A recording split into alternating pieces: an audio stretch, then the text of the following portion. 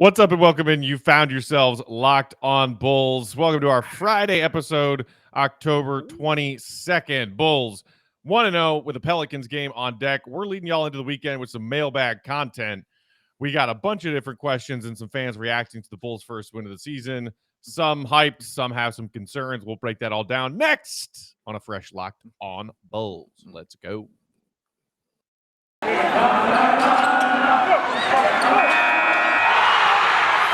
You are Locked On Bulls, your daily podcast on the Chicago Bulls, part of the Locked On Podcast Network, your team every day. Here are your hosts, Matt Peck and Big Dave Watson.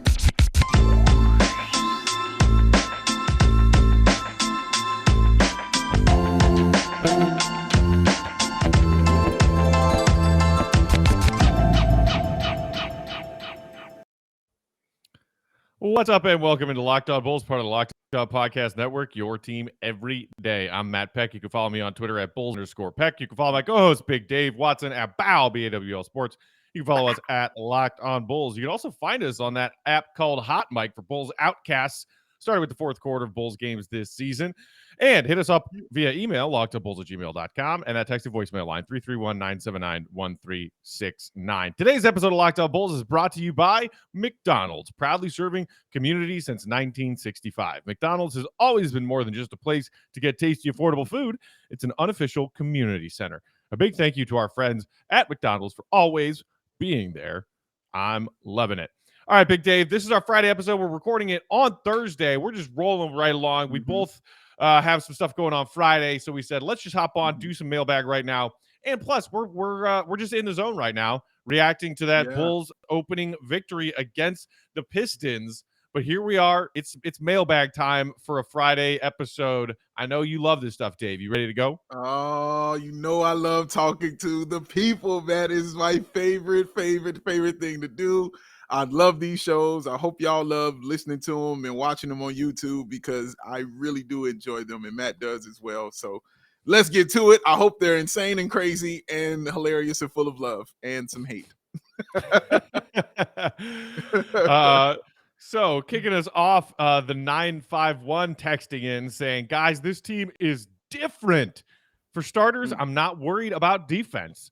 Zoe and Caruso will outplay their contracts. Everyone will find their role and rhythm as the season goes on. How will the team split the Dosunmu, Kobe, and Caruso minutes? Or will we have a 3-guard bench unit? Go Bulls, hashtag blunts for Bulls. Thanks for checking in. All right. I am hoping that wherever you are texting from, it is a place where cannabis is legalized. Enjoy your cannabis responsibly and legally, folks. But yes, hashtag blunts for Bulls, who are 1-0. Big Dave, thoughts on this? Do you agree that, let's start here. Do you agree that Lonzo and Caruso are both going to end up outplaying the contracts the Bulls signed them to? I think they'll play right up to the contracts that they signed them to, personally. I think we'll get exactly what their contracts say they are. It's rare, Matt, that guys outplay it. I've seen guys underperform. Zach LaVine enters the chat. No, that's where I was about to go. I was about to go there. Stay with me. I was on my way. But I've seen guys underperform it and, not live up to the money, and people get upset about that and things like that. But when they overperform, Jabari Parker? No, he was right there. They were both right there. That's just my opinion. You knew what you were getting. You knew what you were getting. He signed up and you knew what you were getting, baby. You got it. What else you gonna give D-Wade? You better give D-Wade his money. You better slide that cash to him. You know what that is? Come on, man. All right, I'm sorry. Tangent. So that was my fault. I couldn't help myself. Yeah, you never can. And I think the difference, though, Matt, is when guys outplay their contract, since it's rare, that means when they outplay it, they become different kind of players as far as their status in the NBA.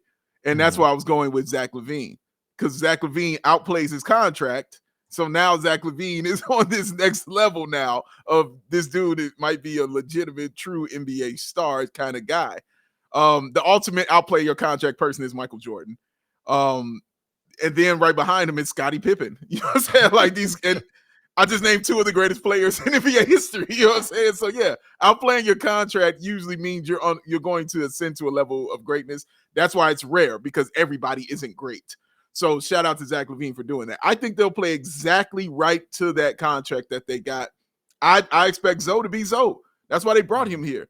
They say, Alonzo, but we don't want you to get, they didn't bring him here to be a 25-point dude, 12 assists, like Matt mentioned, like a Chris Paul kind of, guy. You brought him here to be him and to do the things that he does well on both ends of the floor. You brought Caruso to do what he does well on both ends of the floor. I don't expect a 6 man out of the year out of him like that, but I expect him to, do what we saw in the first game, diving on the floor for those loose balls, communicating out there, hitting those key 3-pointers, keeping that energy and that fire going for that team. So I think they'll play right to what their money got, and I think they'll be worth every single damn penny of it.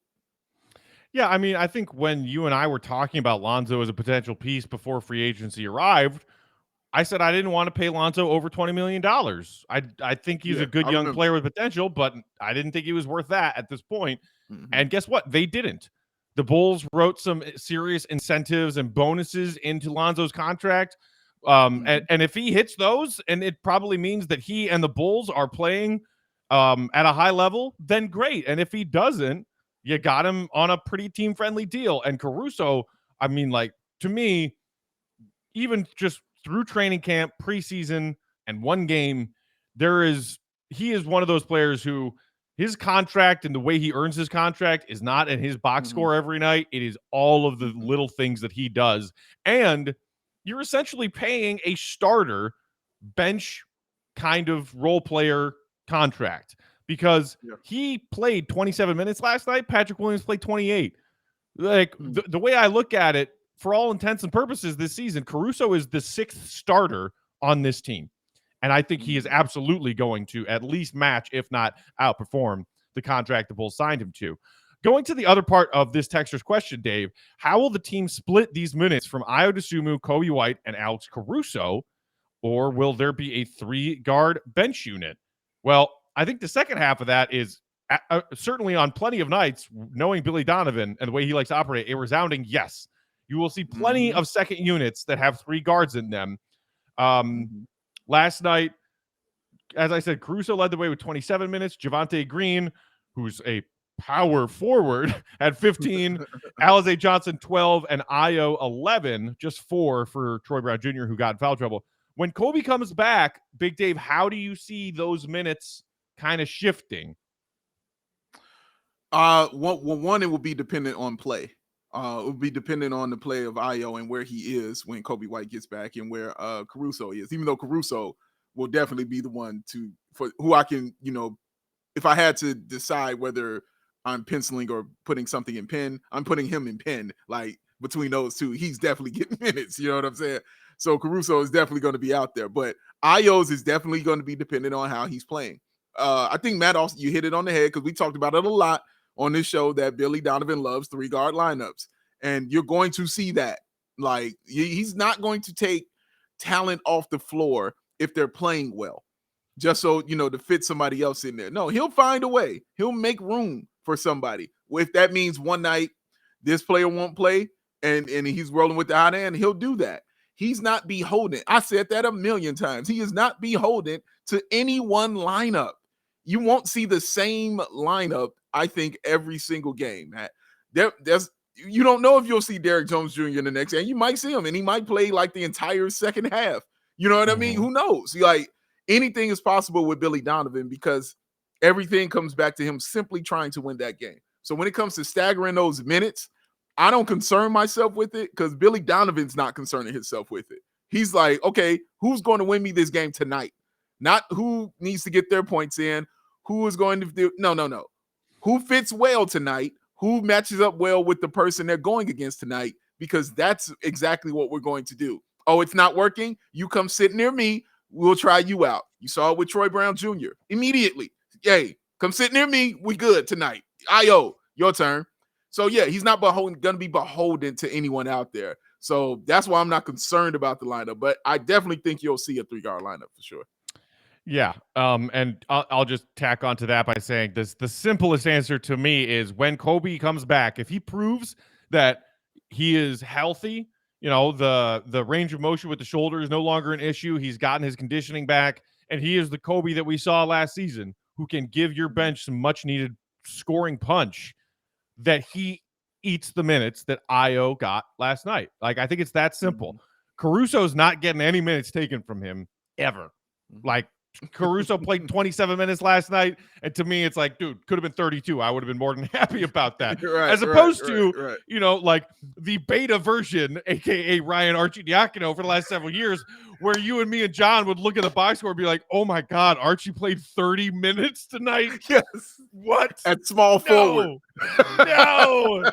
Well, yeah, we really needed him in there to guard Giannis tonight, Big Dave. He struggles with little guys. Oh, God. Bless me. Jesus Lord. We went deleted. All right. Yeah. But yeah, I mean, it was really exciting to see the hometown kid and the U of I product, Io, get some run in his first NBA game as a rookie. Like, it was awesome to see that last night. But yeah, who's getting minutes between him and Kobe when Kobe comes back and is healthy and ready to contribute? Kobe. And that's how it should be, in my opinion. Like you said, like Billy Donovan will say, who's earning these minutes? But Kobe will absolutely be given the opportunity to earn those minutes back as soon as he's ready to go. And that's the way it should be. All right, we've got another question about minutes from their game against the Pistons in our mailbag, Dave. We're going to get to that next. But first, if our Bulls fans are hungry this weekend, where can they go to enjoy not only the food, but the vibes all over the Chicagoland area? I'm so glad you came to me with this question, Mac. Listen, if there's two things I know and two things I do, that's sweat and eat. All right? It's how I roll, baby. And one of my favorite places when I was growing up was McDonald's. I just have so many memories of McDonald's. When Christmas time came around, guys, and everybody wants their toys and all this stuff, that's not what made me and my family excited. Me and my brothers excited. We were looking under the gift for the McDonald's gift certificates. And we couldn't wait to get those McDonald's gift certificates, get them and go to McDonald's and go ahead and just go on an eating spree. It was the best. It was amazing. We used to love going into the store. It was great to just sit in there with the family and talk, and have a delicious meal, man, and just enjoy each other. Like, I miss that kind of stuff. You know what I'm saying? Those were beautiful things. But guess what? It ain't went nowhere, y'all. You can go ahead and have your own experience. You can build that same kind of bond, that same kind of thing. Go meet your loved ones there. Go take your dates there. Go get your Wi-Fi work done there. You can do anything at McDonald's, along with getting you that high C orange, maybe with a quarter pounder with cheese, baby. Oh, you can do it right by just heading over to McDonald's, man. So enjoy it. Head there, refuel, and reconnect. Because it's McDonald's. Ba-da-ba-ba-ba. Enjoy yourself. All right, let's dive into that mailbag. The next one comes to us from the 404, who said, why do you think DeMar got the most minutes last night? I wonder if they're going to rotate or if DeMar was just like, I need extra minutes tonight, or the cookie just crumbled that way. Big Dave, I don't think there's a real story there. The way I look at it, DeMar, yes, led the Bulls in minutes last night with 38. Vooch had 36. Zach had 35. Like, those are your three stars, and you expect them on any given night, especially if it is a close game and you can't rest them in the fourth quarter, to play somewhere between 30 and 38 minutes. Like, that's as it should be. I think the fact that DeMar had like 2 more minutes than Zach or 2 more minutes than Vooch doesn't really mean anything. And as we talked about in our previous episode, we're seeing Billy Donovan have DeMar stagger with that second unit as of right now and kind of help them run things, because as of right now, I think it's either DeMar or Caruso, and occasionally both of them with 3 bench guys. Well, I just referred to Caruso as a starter. He is a bench guy, but DeMar running some stuff and looking to get maybe some of his ISO scoring going when he's playing with that second unit. I'm not finding any kind of big deal with the fact that there was a 2 to 3 minute disparity between DeMar's minutes and Zach and Vooch's last night. No, like no, absolutely not. Not concerned about any of that at all. And Matt just made the point as to why, and which is the same point I was going to make. Like we thought we would see him with the second unit, and kind of run it there and start doing his thing with the second unit. So that's why you saw him out there probably a little more. Because again, as I said last show, these guys have to get acclimated with the second unit. They got to find out who can do what and where they need the ball and what they need to do. And the only way to do that is to get out there and play with them. And so that might take a little more time. And plus, that second unit was playing really good defensively as well. So I'm sure he wanted to just see what it felt like and how it felt. And I'm telling you, the shots DeMar was missing, he's not going to miss. He'll say it all the time as we go forward. He's going to get those free throws. Those fouls are going to get called. So I think that's why you saw that. But yeah, it was like an extra minute or two. It didn't make a difference. Zach LaVine still went insane. Vooch had a double-double in the first half. Like it's still insane. It was still great to watch. So no, don't concern yourself with that thought right there. It's nothing, honestly. Yeah, I'm with you there. And like you said it, those minutes might fluctuate and stagger on any given night based on what Donovan is seeing out there on the floor as far as matchups go. So no concern from me. Moving on. 815 texts us saying, "Hey guys, longtime listener from back in the 3 Alphas days. Dave, get your neuralizer. I can't believe we made it. I just saw the Bleacher Report power rankings, and I'm not terribly upset, but they had the Bulls at 14 and the Celtics at 13. I know it's just one spot, but in what world are the Celtics better than the Bulls? Zach LaVine is better than Tatum will ever be, and the Celtics got worse in general. Please help me not feel crazy. And don't forget to use Rock Auto for all your car needs." There we go. Another day, another episode, another shout out to Rock Auto when they aren't on our ad schedule. Oh man, that's beautiful. So Big Dave, we didn't talk about these. We did, however, earlier this week talk about the ESPN power rankings that came out, which had the Bulls at 19. So I guess the collection of Bleacher Report NBA writers and reporters are higher on the Bulls than those at ESPN, 14 as opposed to 19. But in his particular regard to Boston, we saw them lose a brutal just punch out, drag it out, double overtime game against the Knicks in their debut on Wednesday night. That was a fun one to watch after the Bulls game came to an end. Yeah. I don't think it's crazy to think that the Bulls can be better than the Celtics this year. The Celtics were the 7th seed in the East last year, and people talk about them. They're like right up there with, Milwaukee, Brooklyn, and Philly. No, they weren't last year. And maybe you can agree with the sentiment that they didn't necessarily get better. I don't know if they got worse, but did they really get better this offseason in the ways the Bulls did? Where he loses me, just for a second, okay. Zach LaVine is better than Jayson Tatum will ever be. Yeah, it's that last We love Zach LaVine here on the Locked On Bulls podcast. I am wearing a LaVine Cuisine t-shirt, for crying out loud. Zach LaVine is our guy. Yes. I can't let you get away with saying that about him versus Jayson Tatum. Not right now. Yeah. I think it's the will ever be is what's holding it up right there. Because Tatum is in year 4? That will ever be thing is a little strong. You know what I mean? If you want to argue if he's better, I'm here for that argument because that's a true argument to have. Like Zach LaVine being better than Jayson Tatum, although I'm sure Bill Simmons, he's taking Tatum. I'm sure he is. But it's an argument that you can have because they're both great and they're both wonderful. But will ever be as strong. You know what I'm saying? And that's where you kind of lose us right there. Because he's still got room to grow, man. Jayson Tatum made an all-NBA team in 2019-20. Yeah. And look, we're not saying that Zach LaVine can't make an all-NBA team in his NBA career. Absolutely, we're not saying that. Dude might make an all-NBA third team this season. Season. Yeah. You know what might help? Kyrie Irving not playing this season. There's a spot for you. I mean, who knows? But to say that he's better than Tatum is and will ever be when Tatum is younger and has already got an all-NBA team on his roster. I mean, come on. Yeah. I like where you're at, though. I like where you're at. I absolutely love the optimism there. It's just it's a little bit of a stretch. But again, I could absolutely see the Bulls finishing ahead of the Celtics this season. Yeah, That is I can not see out it. of the realm of possibility. So good on you for that, and I love the optimism.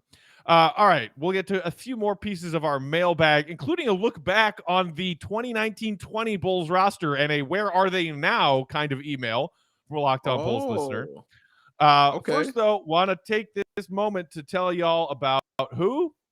Who do you think I'm going to tell you about? That's right, our great friends at Built Bar, You the know delicious it. protein bar that tastes like a candy bar with all those delicious flavors to choose from.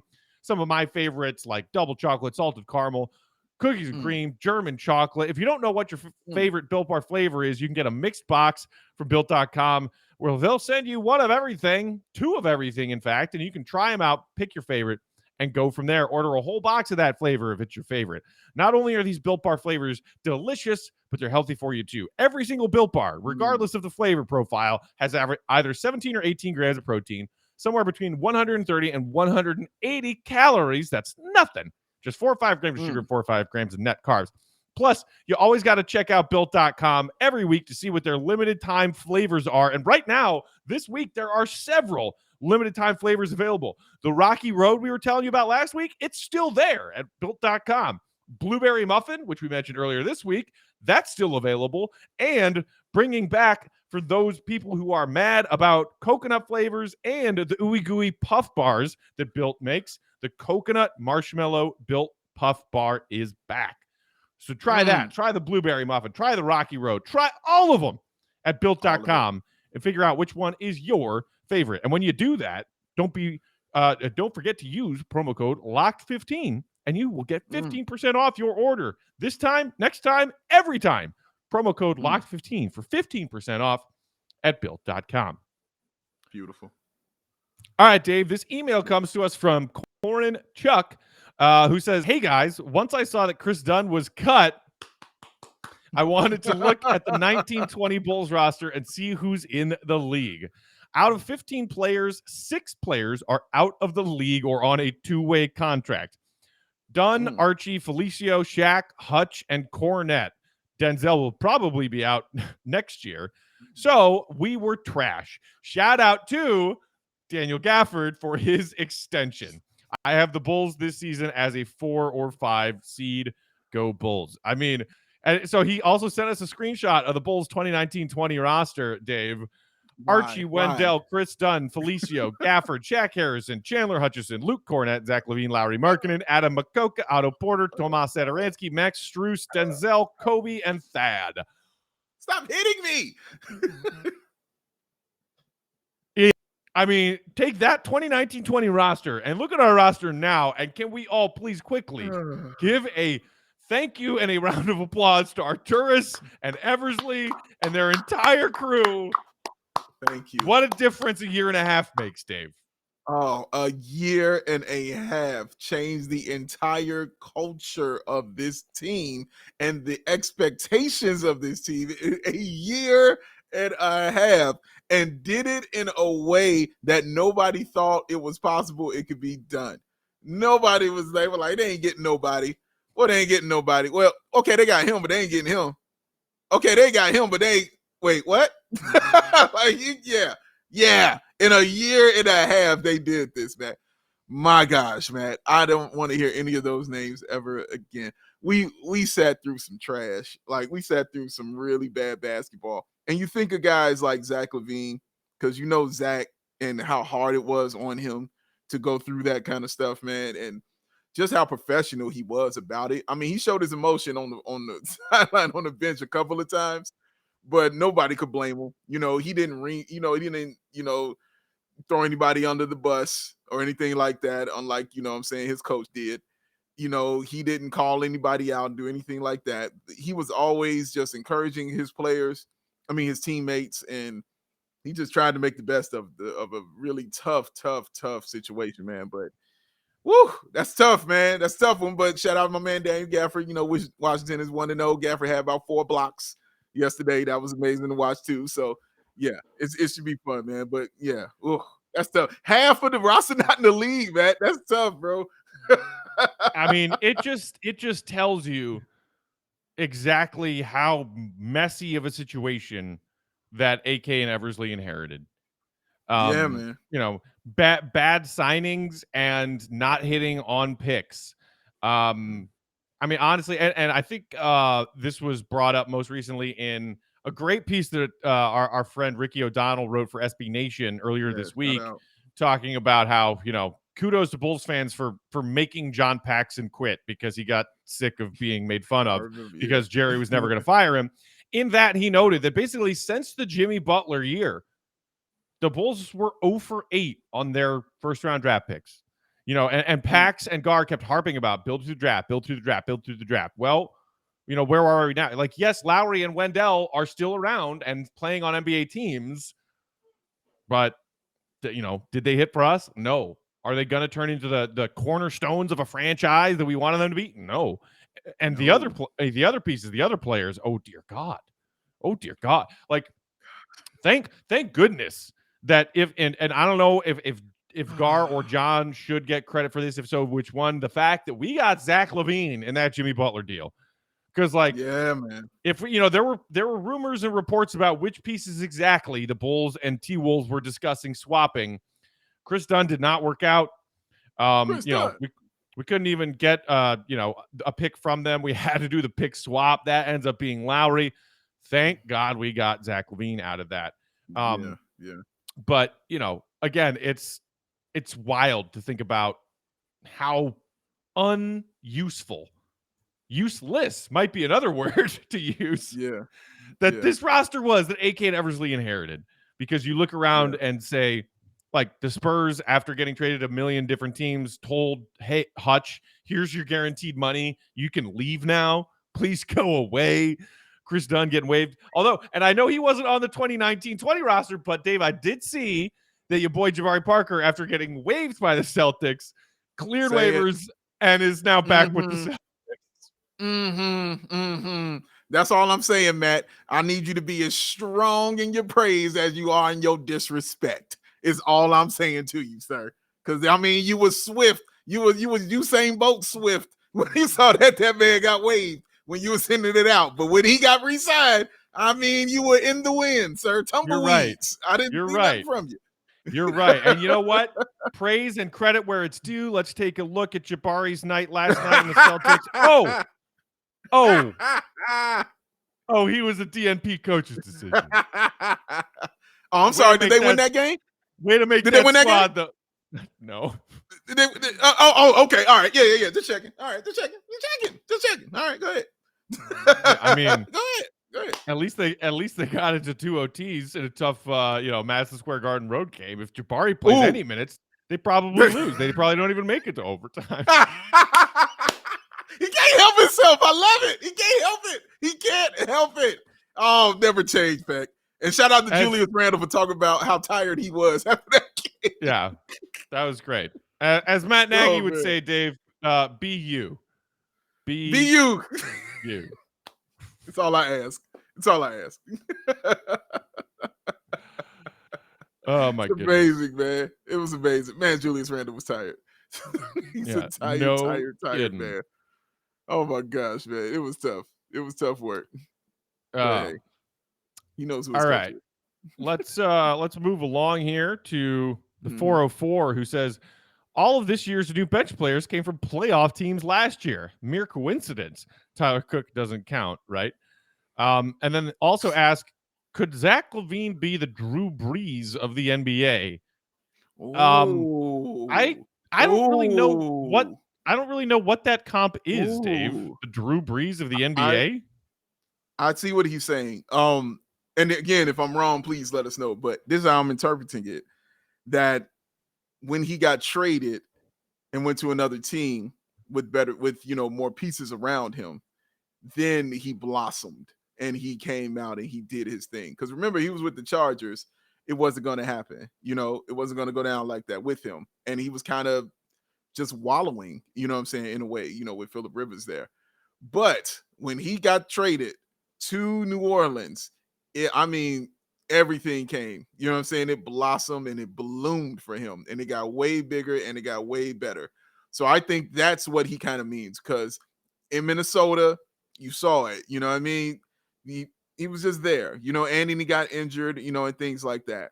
Got to the Bulls, went through, after that injury, just got better and grew every single year to the point where we're at now. We just expect the greatness. We're not even shocked. We weren't even shocked at the game he had yesterday. We were just overly impressed. You know what I'm saying? Like, it wasn't like, oh my God, I can't believe Zach got 34. No, we believe it. We believe that he could get that 34, man. So that's kind of how I think he's saying it, in my opinion. Yeah, okay. I guess I can see that. I mean, it's a weird to me. Okay. I like the way you explained it. I've always had difficulty with crossover player comps like that, like an NFL player all right. and an NBA player. I got you. But Drew Brees had some difficulties early in his career. The injury with the Chargers, like Zach, ACL, and then just not really having that that talent, that help around him. And then gets to New Orleans, they build a squad around him, and he wins himself a Super Bowl. So yeah, maybe a little bit. But I think even like Drew Brees, all things considered, in his NFL career, won that title with the Saints. What was that, back in 2009? Pretty early on, and then played like another 12 years, 13 years in the NFL. Whereas Zach hasn't reached that plateau yet. He has not reached that pinnacle, rather. And, we'll see if he can get there. But I think he's all about winning. And I think Drew Brees was certainly all about winning.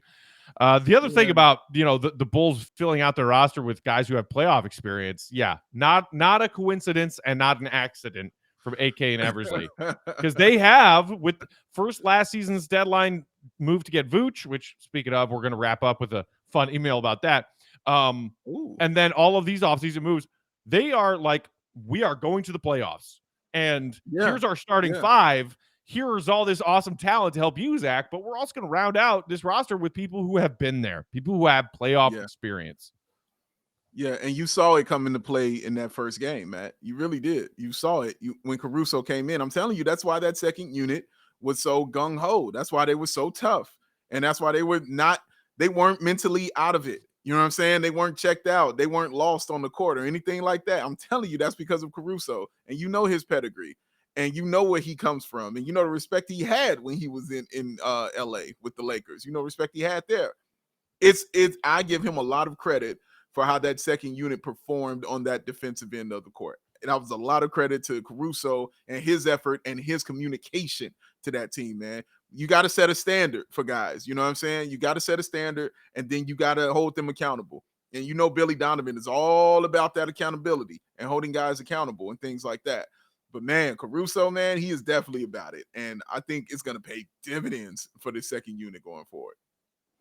Yeah, man. Looking forward to seeing. I mean, we've got a long way to go. We are 1-0. We got 81 more games to play before we get to watch this Bulls team play in the playoffs. But the experience of some of the guys on this roster there will certainly help. Because last year it was like, okay, Thad Young had played on some playoff teams. Vooch had a couple of one-and-done playoff appearances with Orlando. When he was a rookie with Philly, I think they were a one-and-done playoff team. But a world of difference as far as the playoff experience this roster now has. All right, Dave, we're going to wrap up with this. This is fun. So this is an email from Faraz El Douieri, and I apologize if I butchered your name. I tried my best. But so this is a Locked On Bulls listener since back in the days of the OG hosts of this podcast, Sean Highkin and Cody Westerland. Shout out to the OG hosts of Locked On Bulls, two great guys who do amazing coverage for the NBA. So he's been listening all the way since back then, and he dug up an email that he sent to them when they were doing mailbag stuff. This email was sent July 17th, 2016. And he said in that email, recently reading an article by Adrian Wojnarowski, and he explains the dilemma and direction the Orlando Magic have fallen into with Nikola Vucevic, as now he is expendable due to the Ibaka trade, inevitable expansion of minutes for Eric Gordon, et cetera, et cetera. And then goes on to suggest a Vooch to the Bulls trade.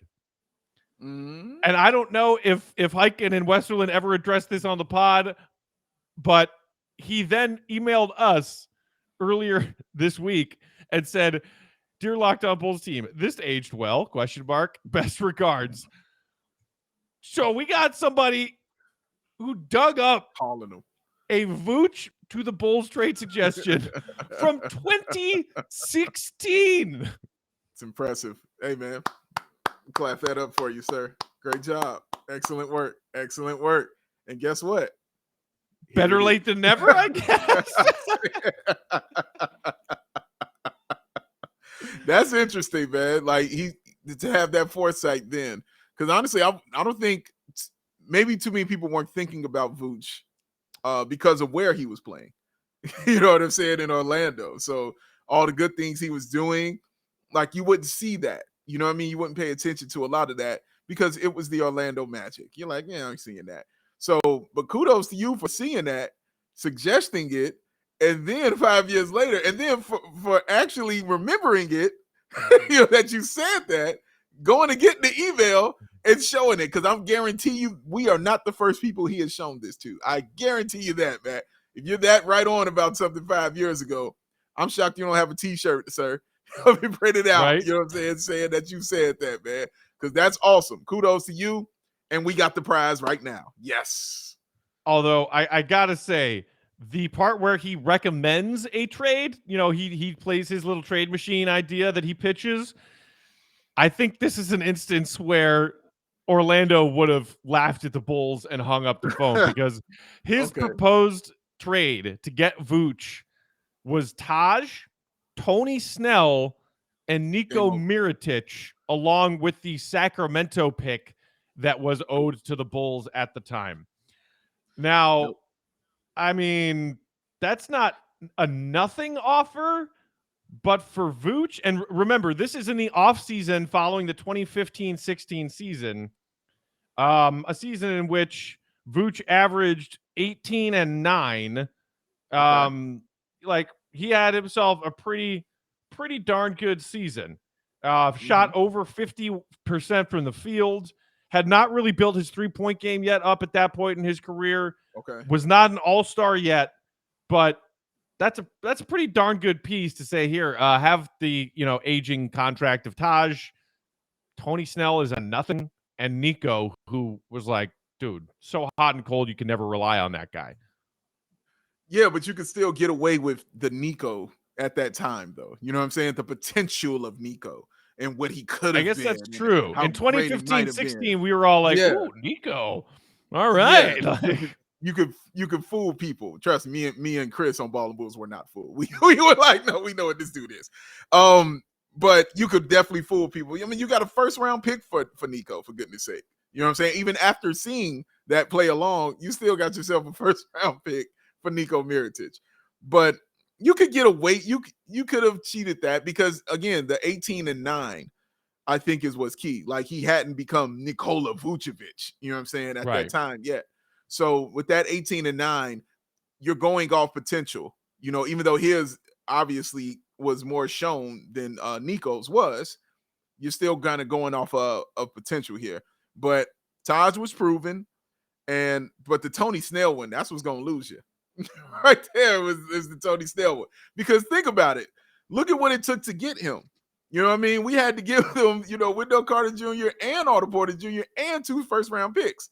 Like, both of those guys can play. Like, both of those guys can play for your basketball team and be serviceable for your basketball team. And I'm talking about scoring points and rebounds. You know what I'm saying? Like, double-digit points, double-digit rebounds. They both can do that.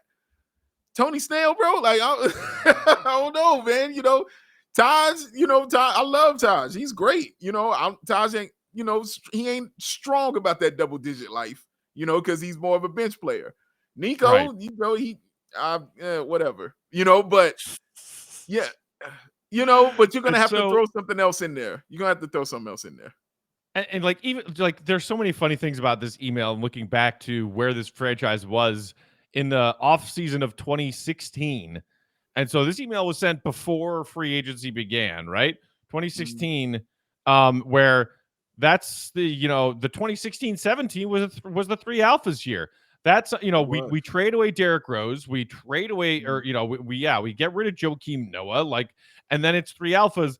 And this email all the way back from 2016 said, I feel since management have managed to put together a respectable roster for next season, the Bulls must pursue this trade. But unfortunately, knowing management's history for blockbuster or intriguing trades, it likely won't happen, but it's worth the thought. So, I mean, imagine if instead of paying Wade and paying Rondo and forming that three-headed monster, you just got Vooch, who was not quite a star yet, and you pair Vooch and a prime entering his prime Jimmy Butler together. Entering his prime. Yeah. That's a pretty interesting formidable combo to think about. No, it's very formidable and definitely a problem. Here's my issue. Would Vooch have developed into that guy? Coming here, right? Playing under this organization, under that organization at that time, the guy who had no player development by any stretch of the imagination, and all the craziness and wild things that were surrounding this team. I don't know if he would have developed into that. I don't know. You know what I'm saying? I can't say, but a part of me is like, but he did it in Orlando. You know what I'm saying? But Orlando definitely has a track record of really excellent big men. You know what I'm saying? On their team. I mean, goodness, Shaq, you know what I mean? Dwight Howard, for goodness sake. Like, they've got big men, you know what I'm saying, that they've had on their team, who developed and were some of the best players in the NBA. So they know what they're doing down there, I would say, when it comes to centers and things like that, and big men.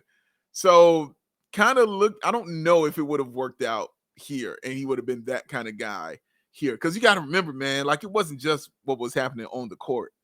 It was what was going on off the court also with this team. That was a big part of the dysfunction that was happening with the Chicago Bulls. So, and then also remember, Matt, that was when Prime Jimmy was, becoming Hollywood Jimmy. You know what I'm saying? At that time, Yeah. You know what I mean? So we throwing that toxic thing, into the locker room as well. Dressed before the games in like some back room by himself, didn't dress with the team. Yeah, that was right. That was the start of I'm Jimmy Butler, everybody. Right. Which, dude turned himself into a star. Like, he did. Happen. He did. That was a fun little jog down memory lane there from a Bulls fan. Define fun. I had fun. You know why? Because I can look back on all of that now and be like, oh dear God, like what disarray this franchise is in. And then remember, we are in the present. We are looking forward. Well, it's like Zach LaVine said after their season opening win against the Pistons. This ain't last year. This ain't last season. We are looking forward. Which actually I realize is now, I'm flipped in my webcam that looks like looking backwards. If you don't like left or no, forwards. We're looking forwards. First down. First and 10, move the chains. But yeah, that's why I like that shit doesn't bother me. It bothered me a lot in 2018, 2019, 2020. Yeah. But fresh start, y'all. Fresh start. First start, baby. Thanks to everybody for hitting us up on that text and voicemail line, as well as our email. If you want to be a part of the show, hit us up via email, lockedonbulls@gmail.com, or that text and voicemail line, 331-979-1369. Next week, we'll do some voicemails. We haven't done voicemails in a couple of weeks. So drop us your voicemails. I think we had a couple already from after the Pistons win. After Friday night's game, or while you're watching Friday night's game, give us a call, leave us a voicemail, 331-979-1369. Have a great weekend, Bulls fans. Hopefully we're back on Monday talking about a Bulls team that picked up 2 more wins over the weekend, because we got a Friday game and a Sunday game. Maybe the Bulls are 3-0 when we start with a Monday episode next week, Dave. Woo, wouldn't that be fun? Oh, goodness gracious. Thanks, as always, for listening, everybody. Thanks to our sponsors for today, McDonald's and Built Bar. So many delicious food choices between those two great sponsors. In the meantime, follow us on Twitter as well. I'm at Bulls_Peck. Dave is at BAW, BAWL Sports. We are at Wow on Bulls. Have a great weekend, Bulls Nation. See Red, be good. Peace out.